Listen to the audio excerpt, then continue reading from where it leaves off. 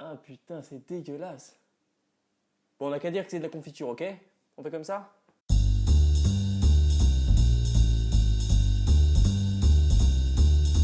Mouvement des Gilets jaunes oblige, c'était une très grosse semaine pour nos chers responsables politiques. Allez, on commence par le meilleur d'entre nous, Laurent Wauquiez. Jeudi matin, il était invité sur Europe 1 et Audrey Crespo-Mara l'a pris comme il venait. Vous avez affirmé que vous n'aviez jamais porté de gilet jaune.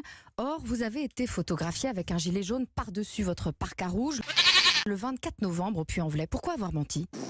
Je rappelle qu'il est 8h du matin quand même. Elle avait dû prendre un café un peu serré avant. Mais bon, pour une fois que le roi des Républicains se fait rentrer dedans genre vénère, on va pas se plaindre. Je dirais même que ça fait du bien. Regardons la suite pour voir s'il est sorti de sa langue de bois habituelle. Je vais répondre à votre question.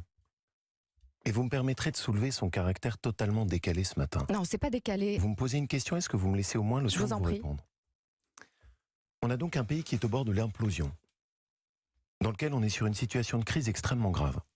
Je viens à votre micro et encore une fois, je vais répondre à votre question pour que nous puissions trouver ensemble la possibilité de ramener de l'apaisement dans le pays. Non mais désolé, on coupe parce qu'il dit je vais répondre à votre question. Il a quand même fait 2 minutes plus tard. Là, on peut pas se permettre de mettre toute la séquence d'un coup. Donc je vais vous résumer du coup l'idée fondatrice de ce qu'il a voulu dire. Il avait oublié. Hein, il avait oublié. Il se rappelait plus. Il se rappelait plus qu'il avait mis le gilet. Voilà. Ça arrive. Une autre qui n'en manque pas une, c'est Christine Lagarde. Alors elle, cette semaine, tranquillement, elle nous a déclaré que de plus en plus de Britanniques regrettent le Brexit. Mais oui, mais on la connaît, la Christine. Ça, elle le sait parce qu'elle passe du temps avec le peuple. Elle n'est pas dans sa tour d'ivoire. Le soir, elle va boire des pintes avec ses bros au bar, ok? C'est pas du genre à rester chez elle comme ça. Quelle conscience professionnelle, quelle humanité dans son exercice du pouvoir. Putain, mais en fait, elle s'est toujours pas rendue compte que c'est pas ces vieux potes financiers de la City là qui ont voté pour le Brexit. Enfin, je veux dire, c'est justement à cause des politiques comme elle, complètement déconnectées, que les Anglais ont voulu se barrer de l'Union Européenne. Et si ça continue, mais ça va être pareil pour nous. Et à force de déconner à tous les étages, nos hommes politiques ont fini par ouvrir une brèche. Francis Lalanne. Oui, Francis Lalanne a proposé aux Gilets jaunes de se présenter aux élections européennes. Bah ouais, comme ça on aurait des gens aux convictions et au programme incertain, dépassés sur de nombreux sujets, n'ayant pas les compétences suffisantes.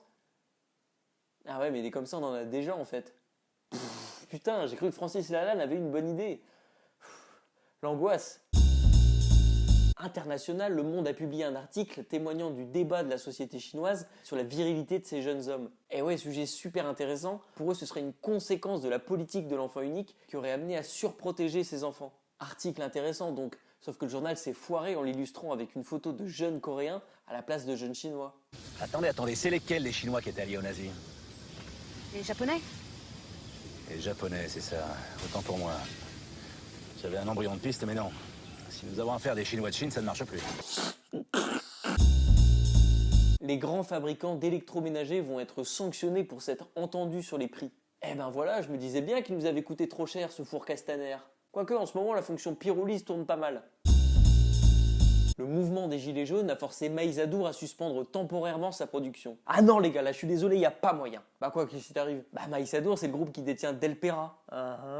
Et Delpera c'est le foie gras. Ouais. Donc on arrête tout de suite les conneries où on va tous passer un Noël de merde.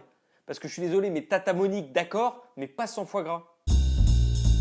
Mouvement Gilets jaunes toujours, on voulait saluer le geste de soutien d'Olivier Giroud qui a une fois de plus revêtu le gilet jaune samedi lors de son match face à Manchester City. Ben non mais c'était pas un gilet jaune, c'était un chasuble. Il était remplaçant quoi, il était pas titulaire.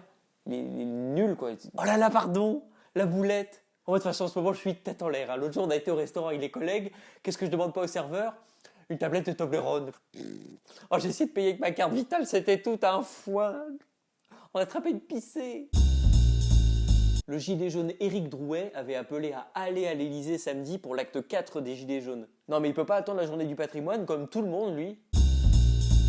Cyril Hanouna veut créer une banque du cœur pour donner un coup de pouce aux familles dans le besoin. Mais pas de blague sur Cyril Hanouna, je trouve l'initiative vraiment louable. Après j'espère simplement qu'il n'y aura pas de récupération politique et que ce coup de pouce ne finira pas comme celui accordé au SMIC dans le cul des Français.